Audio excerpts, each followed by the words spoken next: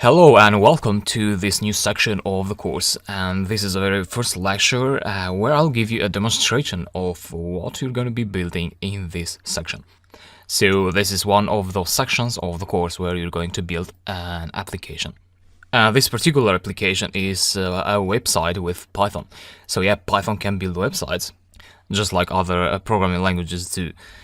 Of course, you need HTML and you may need CSS and JavaScript as well for the client side to render the web page on the browser.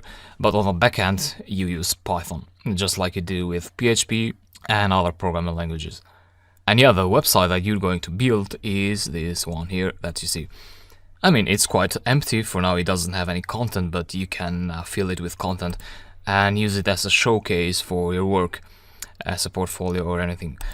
So once you reach this point, you can improve it with easy.